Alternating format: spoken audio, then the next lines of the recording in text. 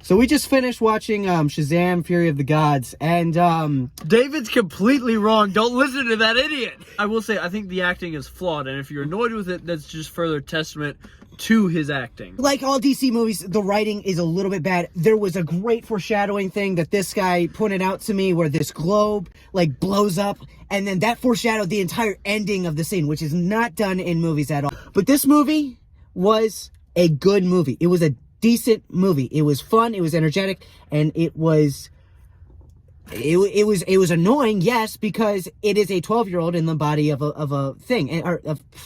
It's a 12-year-old in the body of a man. The reason why he's annoying is because he's a 12-year-old in the body of a man. Hang on. What's up? Alright, he's gonna be... I hate filming my car. So obviously he's going to be immature. That's his character. So it just makes sense. It was well written. It was worth going to watch. Absolutely. David said it made him want to pull his eyes out. I actually was blown away by this movie. I actually was blown away by Black Adam as well, and he hated that as well. From my perspective, from a cinematography point of view, it was great. Right. So story writing is obviously not as deep of a story as, say, like Pirates of the Caribbean or Lord of the Rings, but the story writing was consistent and well told, I thought. And so to elaborate on the thing I picked up, they did what's called set foreshadowing, or sometimes it's called Chekhov's gun.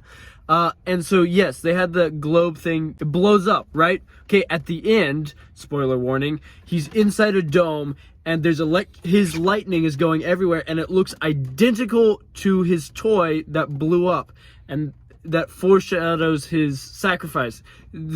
Is subtle foreshadowing, but it's beautiful, and I love subtle foreshadowing. The other thing I want to say from a story writing perspective is Shazam's death was handled masterfully. First of all, he had... Is that a word? Masterfully? He had time to make the decision. It wasn't sudden.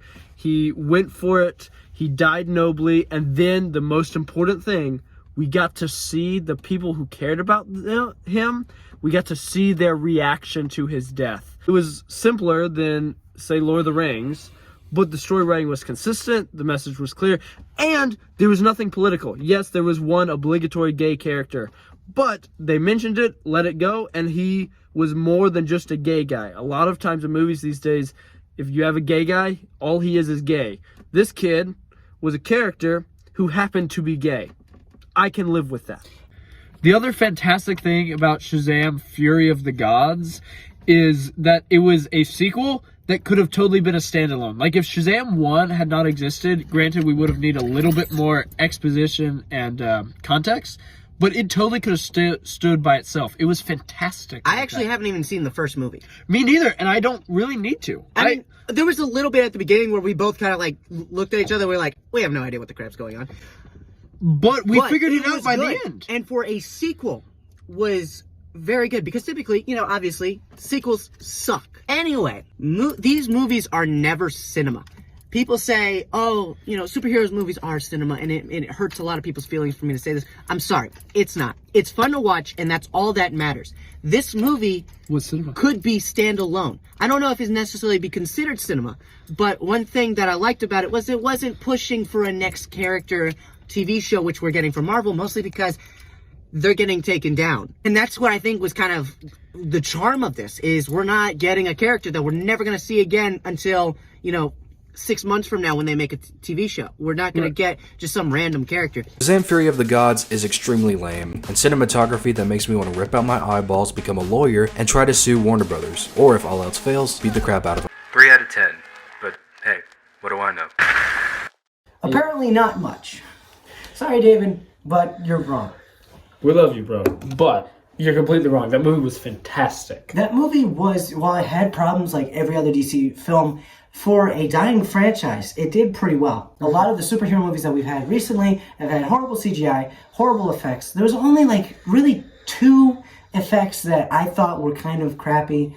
But given all of the scale of all of the other effects, that looked fantastic. It was amazing. I thought the pacing was good enough. I thought a lot of this was great. So let's talk about the fact that they did not make their characters feminists. Right, that was fantastic. So their men acted like men, which is ironic considering that there was only two adult males in the entire film. But one of my favorite scenes to display this is the scene where the youngest female goddess, Anthea,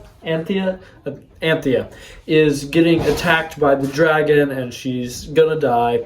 And then Freddy uses his masculine protective instinct and comes in and wraps himself around her and protects her. That is such a masculine thing to do and so fantastic. If Marvel had done it, they would have had it reversed. They would have had the girl save him or whatever.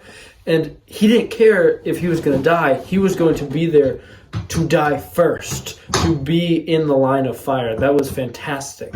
And all the guys in there were seeking to lead, seeking to protect. Masculinity. Fantastic. Something Marvel has completely forgotten about. And another thing I liked, and I wasn't messing with anything, another thing I liked about the Shazam movies was that they didn't do the opposite of feminism, which is the Sigma male thing. We're possibly going to be doing a video really going into the problems with the Sigma male movement. Now, we're definitely into masculinity, we're definitely into men taking initiative and trying to better themselves. Right. But there is a point to where the people you reference when you look at the Sigma males, in like Patrick Bateman, Andrew Tate, like the people that they use as these symbols of what you're supposed to be are horrible. So, getting off, they didn't go the opposite direction and just make everybody Sigma. Right. They made an awkward man who's trying to be a man, and it was good. It was fantastic. It was beautiful. I really loved it. It was good. So overall, I would not give this a 3 out of 10. Sorry, David. I would give this... I'm more generous than probably both of you. I'd go 9. 9 out of 10. I'd give it an 8 out of 10. I don't know what the rest of this is. Like, comment, subscribe, and Shazam.